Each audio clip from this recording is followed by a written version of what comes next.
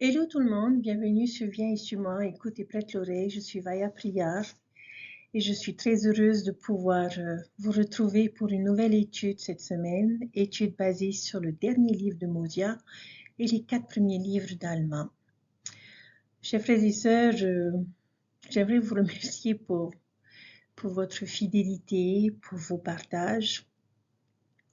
Samedi, je suis allée au temple et à la sortie du temple, il y avait deux jeunes enfants qui étaient assis sur les bancs et probablement patientaient que leurs parents finissent leurs œuvres au temple.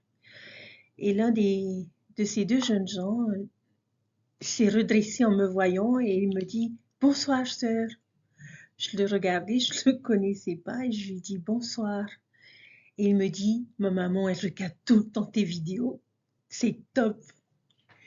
Chers frères et sœurs, ce petit garçon a mis du soleil dans mon cœur. Et je lui suis reconnaissante comme je suis reconnaissante à cette maman qui apparemment passe beaucoup de temps derrière mes vidéos et les partage avec sa famille. Donc merci, ça me fait chaud au cœur d'apprendre ces choses et me donne davantage de motivation pour continuer ce que je fais.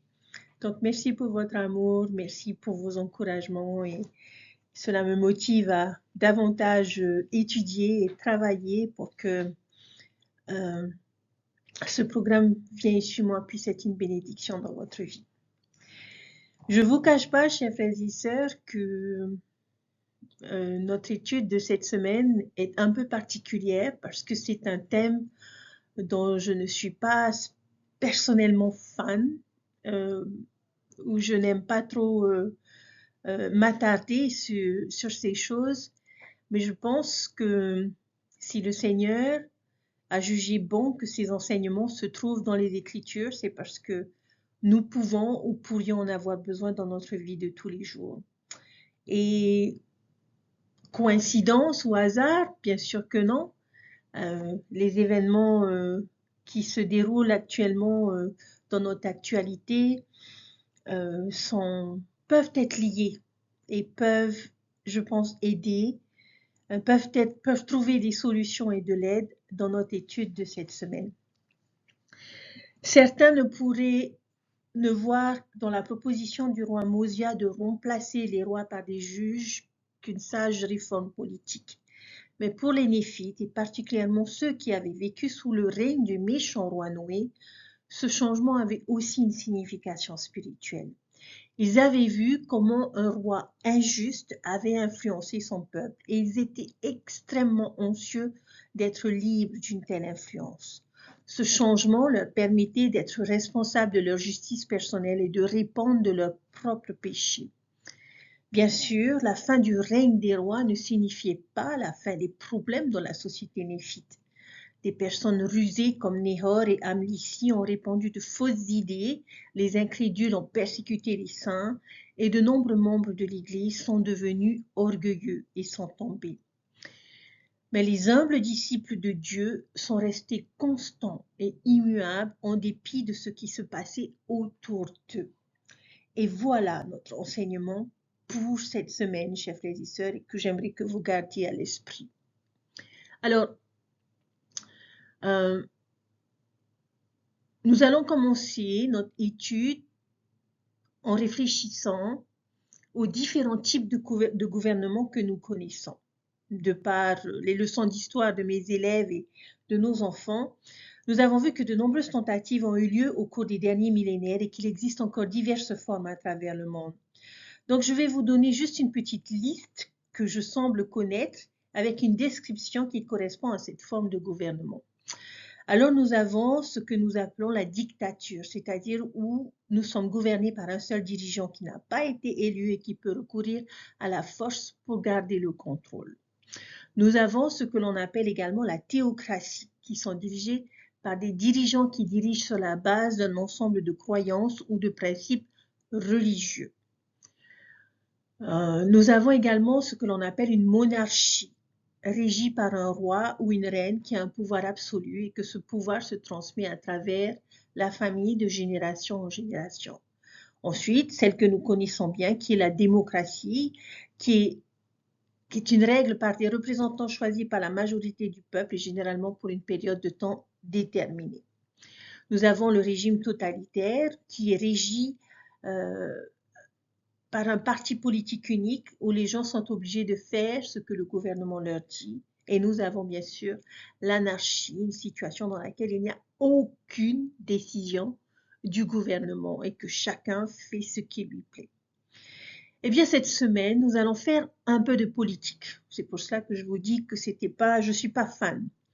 Mais le gouvernement joue un rôle majeur dans nos vies et on pourrait imaginer que le Seigneur pourrait avoir quelque chose à dire sur le sujet. Et en effet, il le fait. Le livre de Mormon contient de merveilleux enseignements sur ce qui constitue un bon gouvernement, tout comme les doctrines et alliances. Je ferai de mon mieux pour présenter ce que je pense que les Écritures nous enseignent. Alors, un peu de contexte, dans Mosia 29, ce chapitre commence avec le roi Mosia confronté à un petit problème politique. Il vieillit et sachant qu'il ne sera pas là pour diriger son peuple pour toujours, il commence à se demander qui sera le prochain roi. Généralement, dans une monarchie, qui devient le prochain roi? C'est l'un des fils du roi, généralement l'aîné. Mais Mosia a un problème, parce qu'aucun de ses 4 fils ne veut devenir le prochain roi, parce qu'ils ont décidé, suite à leur expérience spirituelle, de construire un royaume différent, c'est-à-dire le royaume de Dieu. La semaine dernière, nous avons entendu parler de leur projet d'aller prêcher l'évangile aux Lamanites. Alors, que doit faire un roi? À qui confier la royauté? Et quel que soit le choix, on ne peut pas faire plaisir à tout le monde. Tout le monde n'est pas toujours d'accord sur la manière dont les choses doivent être gérées et sur qui doit les diriger. La solution de Mosia consiste donc à remanier complètement leur système politique, passant d'une monarchie à une forme de gouvernement plus représentative, un gouvernement composé de juges. Alors, on va essayer de découvrir et de trouver ensemble la meilleure forme de gouvernement à travers ce récit. Dans Mosia 29, nous aurons l'occasion de rechercher et d'identifier les principes d'un bon gouvernement. Alors, la première question, quelle est la meilleure forme de gouvernement selon les prophètes du livre de Mormon? La réponse pourrait nous surprendre. Lorsque nous lisons Mosia chapitre 29, verset 13, nous pouvons consulter le point de vue d'Alma sur le sujet également dans le chapitre 23, verset 8, lorsque son peuple a tenté de faire de lui un roi. Alors, qu'est-ce qu'on y découvre? On y apprend donc, dans le chapitre 29, verset 13, c'est pourquoi s'il était possible que vous ayez pour roi des hommes justes qui établiraient les lois de Dieu et jugeraient ce peuple selon ses commandements, oui, si vous pouviez avoir pour roi des hommes qui feraient ce que mon père Benjamin a fait pour ce peuple.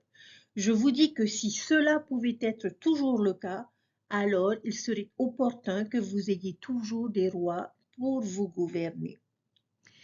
Et dans Mosia chapitre 23, le verset 8, on nous dit « Néanmoins, s'il était possible que vous eussiez toujours des hommes justes comme rois, il serait bien que vous ayez un roi. » Alors, quelle est la meilleure forme de gouvernement? Des rois justes. Et pourquoi pensons-nous que c'est le cas? Pourquoi serait-ce le système de gouvernement préféré?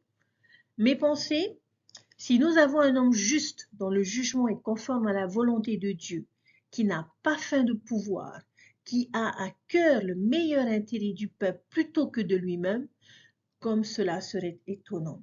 À quelle vitesse les choses seraient faites? Les décisions justes pourraient être prises et mises en œuvre immédiatement. C'est une œuvre de gouvernement très efficace. En fait, lorsque le Christ reviendra sur terre, quel sera le gouvernement pendant le millénium? Une monarchie, avec le Christ comme notre roi, le roi des rois, et le gouvernement seront sur son épaule comme Ésaïe l'a enseigné.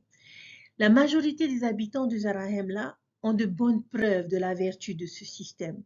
Ils ont eu la chance d'avoir 3 grands rois d'affilée, Mosia I, Benjamin et Mosia II. Cependant, il y a une mise en garde très importante concernant cette déclaration sur les vertus de la monarchie. Notons que dans les deux cas, nous avons le mot « si » avant d'arriver à cette conclusion. Si vous pouviez toujours avoir des hommes justes pour être vos rois, ce serait la meilleure forme de gouvernement qui soit. C'est un très grand si. Alors, quels sont les principaux problèmes que l'on pourrait rencontrer et qui seraient liés au fait d'avoir un roi? Quelles sont les mésaventures d'une monarchie? Eh bien, nous pouvons trouver cette réponse dans Mosia chapitre 29, les versets 16 à 18 et les versets 21 à 24. Les problèmes, eh bien, tous les hommes, malheureusement, ne sont pas justes. Il n'y a aucun moyen de garantir que nous ayons un roi juste. Et combien d'iniquités un méchant roi fait-il commettre? Il suffit d'une pomme pourrie pour tout gâcher. Et il y a un grand nombre de personnes à Zarahemla qui ne connaissent que trop bien ce problème par expérience personnelle. Les problèmes qu'un mauvais roi peut causer à son peuple. Il s'agit du peuple de Limni et d'Alma qui ont été témoins des grands maux causés par le leadership du roi Noé. De plus, dans les versets 21 à 24, nous trouvons une autre raison. Il est très difficile de se débarrasser d'un méchant roi. La seule façon d'y parvenir est de verser beaucoup de sang.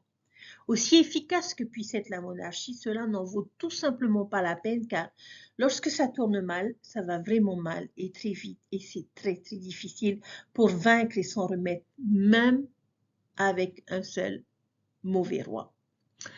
Alors, chers frères et sœurs, quelle est la meilleure chose à faire apparemment?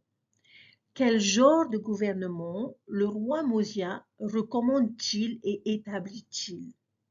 Une démocratie. Et quand j'utilise ce terme, je veux dire une forme de gouvernement représentatif. Apparemment, c'est la meilleure chose à faire quand on ne peut pas garantir des rois justes. Alors, nous savons, la démocratie n'est pas parfaite, n'est-ce pas? C'est juste mieux qu'autre chose. C'est horriblement inefficace. Pensez simplement à combien il est difficile de faire quelque chose ou de prendre des décisions. En fait, les Néphites vont être confrontés dès le départ à certains défis face à ce nouveau gouvernement lorsque des hommes comme Nehor et Amlissi vont entrer en scène.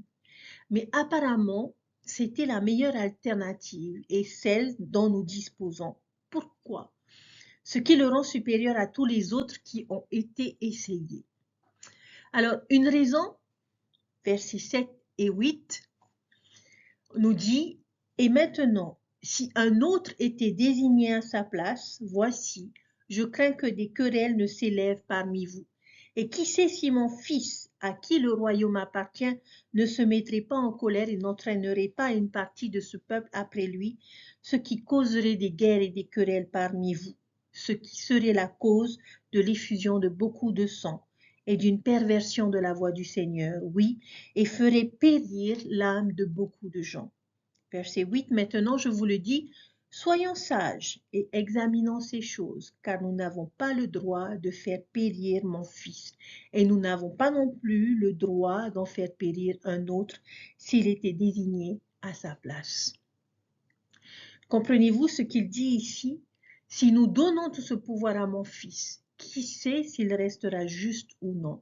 Peut-être que cela lui montera la tête et provoquera des disputes. Le pouvoir, chers frères et sœurs, détruit. Et nous n'avons pas le droit. Mosia ne voulait pas que le droit, que son fils soit détruit, que quiconque irait à sa place. Donner à quelqu'un autant de pouvoir peut le détruire. Nous avons tous entendu le vieil adage, tout pouvoir corrompt et le pouvoir absolu corrompt absolument. Un bon exemple de ceci est Saul dans l'Ancien Testament qui a commencé si humble et juste, mais le pouvoir l'a corrompu. Vous connaissez probablement aussi dans Doctrine et Alliance, section 121, le verset 39, où l'on nous dit « Nous avons appris par une triste expérience que c'est la nature et la disposition de presque tous les hommes. Dès qu'ils acquièrent un peu d'autorité comme ils le supposent, ils commenceront immédiatement à exercer une domination injuste. » Il n'est donc pas nécessaire d'avoir beaucoup d'autorité pour que cela nous corrompe. Nous n'avons même pas besoin d'avoir de l'autorité, il nous suffit de penser que c'est le cas. Alors, chers frères et sœurs, par conséquent, Un bon gouvernement limitera toujours le pouvoir accordé à l'individu, non seulement pour le bien des gouvernés, mais pour le bien de la personne à qui le pouvoir de gouverner a été confié. Il y a de la compassion à limiter la quantité de pouvoir qu'une personne peut recevoir. Il faut le partager. Cela nous présentera donc ce sera donc notre premier principe des 5 principes d'un bon gouvernement enseigné ici dans Mosia chapitre 29 et que j'aimerais aborder avec vous à présent.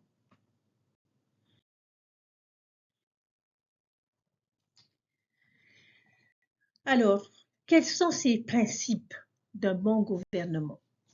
Notre premier principe sur les 5 principes, c'est qu'un bon gouvernement limite le pouvoir accordé à un individu. Cela nous permettra en quelque sorte de commencer notre quête à travers nos écritures pour définir certains principes d'un bon gouvernement. Voyons si nous pouvons découvrir les 4 autres principes. Le deuxième principe, il serait logique que les bons gouvernements aient également de bons juges et de bonnes lois. Nous devrions donc élire de bons juges ou des dirigeants qui jugeront selon la loi. Mais qu'est-ce qui fait une bonne loi? Le verset 11. Les juges jugeront le peuple selon la loi, mais plus tard il ajoute une phrase synonyme, selon les commandements de Dieu. Cela m'amènerait donc à conclure que plus les lois du pays correspondent aux commandements de Dieu, meilleures seront ces lois et plus nous serons heureux et paisibles en tant que société. Nous n'essayons pas ici d'associer trop étroitement l'Église et l'État, mais nous essayons d'établir un principe par lequel nous pouvons déterminer si une certaine loi va finalement promouvoir le bien commun. Les bonnes lois seront des lois justes. Nous devons donc nous demander si les lois du pays rendent plus facile ou plus difficile pour une personne de vivre selon les lois de Dieu. Il devrait y avoir une assez bonne correspondance entre les deux. S'il existe des lois qui protègent la vie, les biens et le bonheur des gens et les aident à être un peuple moral et juste, alors ce serait de bonnes lois. Mais les lois qui excusent le péché ou qui facilitent la commission du péché, je dirais, sont de mauvaises lois. Par exemple, il existe parfois des lois qui permettent aux entreprises ou aux particuliers de tricher ou de profiter plus facilement des autres. Il existe des lois qui permettent que le matériel pornographique, ultra-violent ou explicite soit protégé par les lois sur la liberté d'expression. Je m'interroge parfois sur ces lois. Alors le principe numéro 2 est donc le suivant. Un bon gouvernement a de bons juges, de bons dirigeants qui promulgueront de bonnes lois qui complètent les commandements de Dieu. Notre troisième principe que nous découvrons dans notre lecture, dans les versets 25 à 26. S'il n'est pas bon qu'un seul individu ait le pouvoir, alors à qui est donné le pouvoir dans un bon gouvernement? Il faut bien qu'on le donne à quelqu'un, et notamment quelqu'un de bien. Dans ces versets, il y a une phrase qui montre d'où vient le pouvoir ultime. Il y a des juges, mais qui les nomme? La voix du peuple. Le peuple a le pouvoir ultime de choisir qui le dirigera, et cela est décidé par la majorité. Et pourquoi la majorité? Il y a un principe ici. Il n'est pas courant que la voix du peuple désire quelque chose de contraire à ce qui est juste, mais il est plus courant qu'une moindre partie désire ce qui n'est pas bien. C'est pourquoi il n'est pas judicieux de donner trop de pouvoir à un seul homme, comme dans les monarchies, ou même à un petit groupe de personnes, comme une oligarchie. Mais il est courant que la minorité ne veuille pas ce qui est juste. Cette vérité peut parfois nous rendre méfiants à l'égard des groupes d'intérêt particuliers, quel que soit leur bord politique, parce qu'il est courant qu'un petit groupe de personnes soit tellement absorbé par leur cause qu'ils pourraient commettre des erreurs en essayant de la défendre. Donc, si jamais nous nous trouvons en minorité sur une question donnée, cela ne signifie pas nécessairement que nous avons tort, mais cela devrait nous donner une raison suffisante pour faire une pause et vraiment examiner ce que nous soutenons. Donc, la règle de la majorité est-elle désormais infaillible? Non, pas du tout.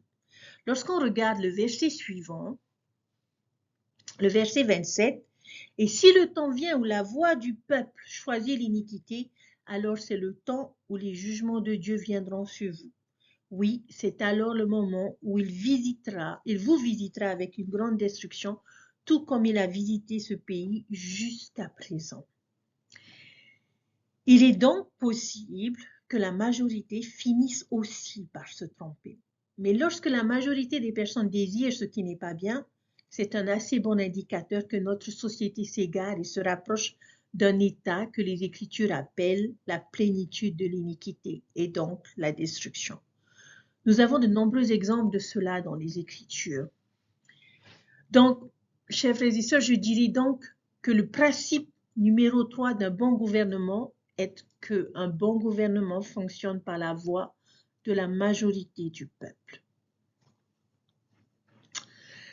Notre quatrième principe d'un bon gouvernement, que nous enseignent les versets 28 et 29, toujours dans le chapitre 29.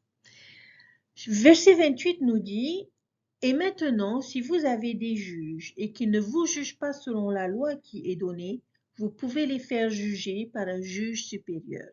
Si vos juges supérieurs ne jugent pas selon les jugements justes, vous ferez rassembler un petit nombre de vos juges inférieurs et ils jugeront vos juges supérieurs selon la voix du peuple. » Intéressant. Ce serait bien qu'on puisse le faire chez nous. À quel principe gouvernemental cela ressemble-t-il? Contrôle et contrepoids correct. Ne laissons pas un groupe particulier de nos élus avoir trop de pouvoir, mais mettons en place des contrôles au cas où ce petit groupe sortirait des rangs. Je suppose que l'on pourrait également affirmer que l'existence de partis politiques différents contribue également à maintenir ces freins et ces contrepoids sur les décisions et les choses. Même si c'est vrai, en même temps, ils peuvent être parfois très exaspérants et une politique trop partisane peut empêcher la réalisation des choses importantes. Alors, notre principe numéro 4 d'un bon gouvernement, c'est qu'il utilise des freins et des contrepoids des pouvoirs qui sont en place. Notre dernier principe d'un bon gouvernement, le principe numéro 5, je vois dans les prochains versets un équilibre qui suscite une certaine réflexion. L'équilibre est un principe éternel et le gouvernement n'est pas différent. Imaginons un ensemble d'échelles. D'un côté, nous allons placer quelque chose sur lequel nous pouvons tous convenir, le rôle majeur du gouvernement. Pour offrir quoi aux personnes? Regardez la réponse dans le verset 32. Gérer un système, créer un système qui protège la liberté, les droits et les privilèges de tous. C'est le rôle d'un bon gouvernement. Un gouvernement qui cherche à priver les gens de leur liberté, de leurs droits et de leurs privilèges est un mauvais gouvernement. Et je crois que nous pourrions tous citer des exemples de mauvais gouvernements du siècle dernier qui ont fait exactement cela. Mais il y a cependant un autre principe à considérer ici. Le fonctionnement d'une nation ne se limite pas aux libertés, aux droits et aux privilèges. Il faut aussi contrebalancer cela avec quelque chose de l'autre côté. Faisons donc un petit schéma et mettons de côté les libertés, les droits et les privilèges. Qu'est-ce qui se trouve de l'autre côté de cet équilibre? Mosia fera valoir un point intéressant sur le fait d'être roi. Reprenons dans le verset 30 et 31 qui nous dit « Je vous commande de faire ces choses dans la crainte du Seigneur et je vous commande de faire ces choses et de ne pas avoir de roi, afin que si ce peuple commet des péchés et des iniquités, il retombe sur sa tête.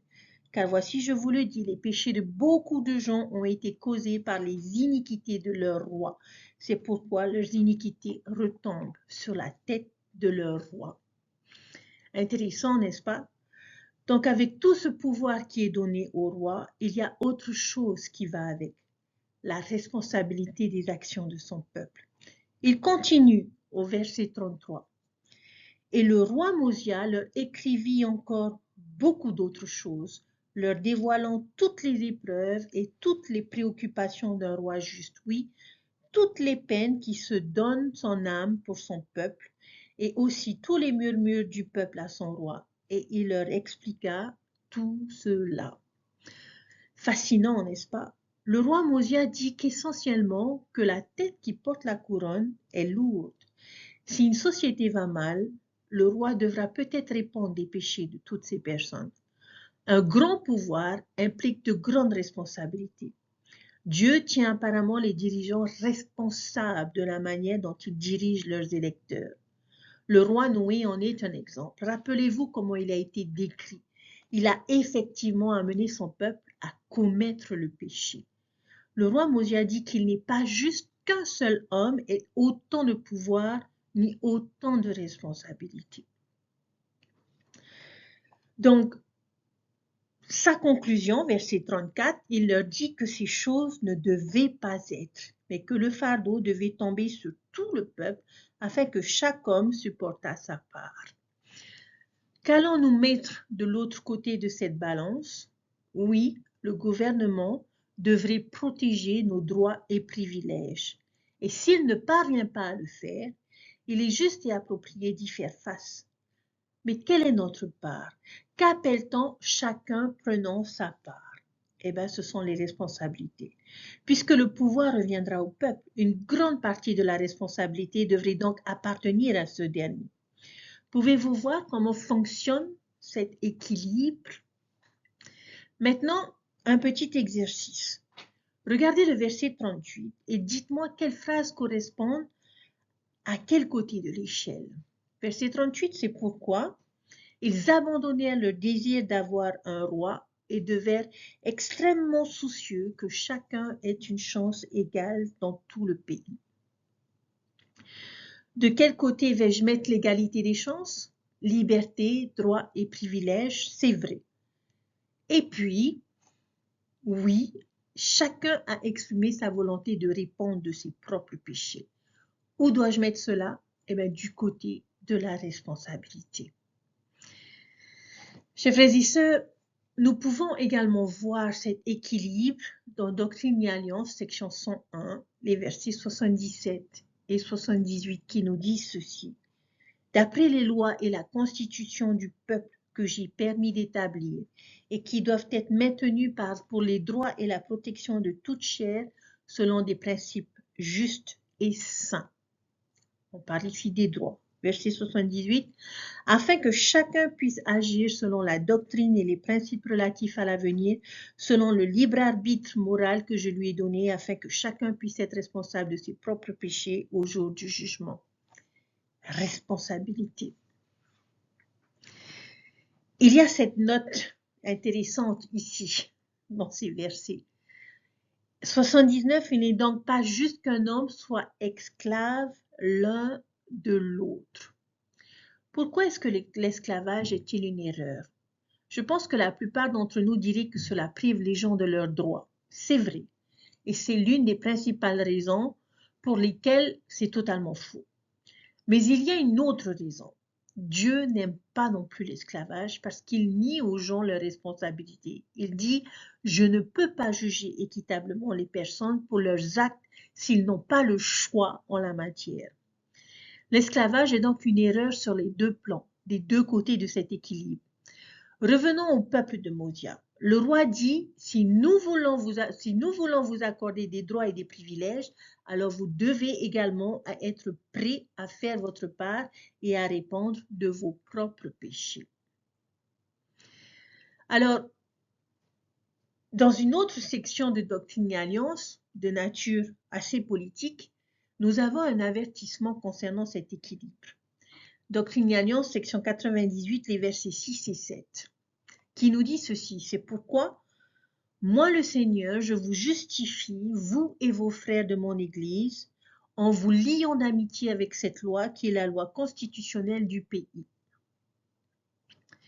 Il continue, verset 7, et quant à la loi de l'homme, tout ce qui est plus ou moins que cela vient du mal. Alors, dans cet équilibre, si nous donnons à l'un ou l'autre compte plus ou moins que le mal qui en résulte, cela va causer du chagrin à notre nation. Si je devais attacher plus ou moins le mot d'un côté ou de l'autre, nos balances se dérégleraient. Nous devons garder les choses en équilibre. Or, dans notre pays, s'il y a un déséquilibre, de quel côté va pencher la balance? Cela va être une opinion, mais c'est une question impérieuse à considérer, je pense. Je sais que il y a parfois, nous constatons un déséquilibre flagrant en matière de droits, liberté pour des segments entiers de population. Je ne suis pas convaincue que ces problèmes aient été complètement résolus, même si de grands progrès ont été réalisés. D'un autre côté, il semble également qu'il existe des personnes et des groupes qui dénoncent les droits et privilèges d'une question dans le but de ne pas rendre compte de leurs actes ou de les utiliser comme un permis de péché. Et ils crient « Nous voulons nos droits, ne marchez pas sur nos libertés, donnez-nous nos privilèges ». Combien de fois avons-nous vu des personnes crier « Donnez-nous plus de responsabilités ». Attendez-vous à plus de nous, tenez-nous responsables. Nous ne verrons tout simplement pas cela, n'est-ce pas? Tout est une question de droit, qu'il s'agisse de l'avortement, de la légalité des drogues, des lois sur les jeux de hasard, des contenus explicites dans les médias, etc. Cela ne veut pas dire qu'il n'existe pas de problèmes et de circonstances justifiables dans lesquelles des droits et des privilèges doivent être réclamés, exigés et une domination juste s'imposer. La persécution religieuse de l'Église primitive, le droit de vote des femmes et le mouvement des droits civiques, par exemple. Mais nous devons également considérer le revers de la médaille lorsqu'il s'agit de notre rôle personnel au sein du gouvernement. Qu'en est-il de notre responsabilité de choisir de bons dirigeants? Notre responsabilité de soutenir nos dirigeants élus? Notre responsabilité de suivre et d'obéir aux bonnes lois? Notre responsabilité de travailler dur, notre responsabilité d'être prêt à servir et à lutter pour notre liberté ou tout le moins à soutenir ceux qui le font. Nous avons la responsabilité d'être de bons citoyens. Il existe une déclaration attribuée à Joseph Smith, même si elle est accordée, son authenticité est débattue, dans laquelle il aurait déclaré qu'un jour, la Constitution ne tiendrait qu'à un fil. S'il faisait cette déclaration, c'est peut-être à cela qu'il faisait référence, à savoir que la balance d'un bon gouvernement serait déséquilibrée, penchant si loin d'un côté ou de l'autre que le bien-être de notre nation pourrait être menacé. Les chapitres suivants, au tout début d'Alma, semblent suggérer que le nouveau gouvernement est confronté à de réels défis alors que des groupes entiers de personnes se rebellent contre un bon gouvernement, deviennent fiers et causent des problèmes majeurs à la nation néphite. Mais tout au long de cela, nous avons des descriptions de bonnes personnes faisant de bonnes choses malgré tous les problèmes. Nous ne pourrons peut-être pas contrôler nos semblables, nous ne pourrons peut-être pas contrôler notre gouvernement, mais nous pouvons nous contrôler. Même dans les pires circonstances politiques, quel que soit le pays dans lequel nous vivons, peu importe à quel point nos dirigeants sont bons ou mauvais, nous pouvons toujours être de bonnes personnes et vivre selon notre morale. Nous pouvons le voir dans Alma chapitre 1 au verset 4. Au chapitre 4, pardon. Alors, notre dernier principe d'un bon gouvernement, c'est qu'il encourage un équilibre entre les droits et les responsabilités. Maintenant, chers frères et sœurs, ne vous méprenez pas. J'aime mon île et dans l'ensemble, même avec ses problèmes, je crois qu'il y a bien plus de bonnes choses dans mon pays que de mauvaises choses. Néanmoins, je pense que nous ferions bien de nous souvenir de cet équilibre avant de passer à autre chose. Je souhaite que vous réfléchissiez à quelques questions. Peut-être que par rapport à tout ce qui a été partagé, peut-être pourrions-nous nous demander que pourrais-je faire pour assumer plus pleinement mes responsabilités en tant que citoyen de mon pays. Je ne vais pas prendre le temps d'entrer dans ces références scripturales, mais je vous invite à étudier quelques principes qui se trouvent dans Doctrine et Alliance, section 98 et section 134, qui peuvent nous aider à être de bons citoyens.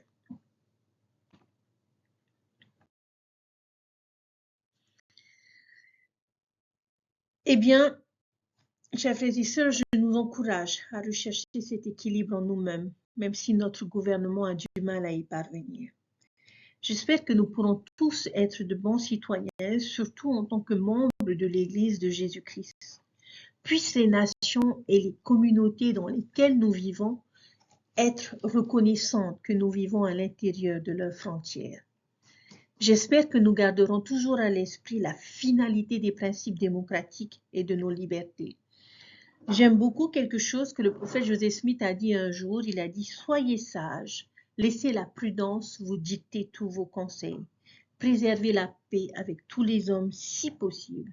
Respectez la constitution de votre pays, observez ses principes et par-dessus tout, montrez-vous en tant qu'hommes et femmes de Dieu, de dignes citoyens. » Chers frères et sœurs, nous sommes une église mondiale. Les membres de notre église se trouvent partout dans le monde. Puissions-nous être de bons citoyens du pays dans lequel nous vivons et de bons voisins dans notre collectivité, en nous tournant vers les personnes d'autres confessions comme de la nôtre. Puissions-nous être des hommes et des femmes honnêtes et intègres dans tout ce que nous faisons. Nous vivons à une époque de colère et de haine dans les relations et les réglementations politiques. Nous l'avons ressenti lorsque des personnes sont sorties du cadre des manifestations pacifiques pour commettre des dégradations. Et j'ai une pensée pour la Nouvelle-Calédonie. Nous le ressentons dans certaines campagnes électorales. Cela peut même rejaillir dans nos réunions de l'Église où des déclarations politiques et des allusions désobligeantes ont été faites. Dans une démocratie, il y aura toujours des divergences concernant les candidats politiques et leurs programmes. Cependant, en tant que disciples du Christ, nous ne devons pas nous joindre à la colère et à la haine avec lesquels les choix politiques sont discutés ou dénoncés dans de nombreux cadres. L'article de foi que Joseph Smith a écrit après les terribles persécutions que les saints ont subies de la part des autorités du Missouri déclare ceci. Nous croyons que nous devons nous soumettre au roi, au président, au gouverneur et aux magistrats et que nous devons respecter, honorer et défendre la loi. Il s'agit de notre 12e article de foi. Cela ne signifie pas que nous sommes d'accord avec tout ce qui se fait sous la contrainte de la loi. Cela signifie que nous obéissons à la loi en vigueur et utilisons des moyens pacifiques pour la changer. Cela signifie aussi que nous acceptons pacifiquement les résultats des élections. Nous ne participons pas aux violences que menacent de déclencher ceux qui sont déçus du résultat. Dans une société démocratique, nous avons toujours la possibilité et le devoir de tenir pacifiquement jusqu'à l'élection suivante. Chers frères et sœurs, ce n'est pas facile, mais c'est possible avec l'aide de notre Seigneur Jésus-Christ. Il a donné le commandement d'aimer et il promet son aide si nous cherchons à y obéir. Je témoigne que notre Père Céleste et son Fils Jésus-Christ nous aiment et nous aideront. Au nom de Jésus-Christ. Amen. Chers frères et sœurs, j'espère ne pas vous avoir ennuyé avec ces enseignements politiques, mais cela complète notre étude du livre de Mosia, un livre tellement phénoménal avec tant de grands discours d'histoire et de vérité. Et j'espère que votre témoignage en a été enrichi et fortifié, tout comme le mien l'a été. Je vous souhaite une bonne semaine. Nous avons beaucoup de choses à apprendre tout au long de cette semaine dans notre lecture. J'en ai fini de la politique, je vous le promets.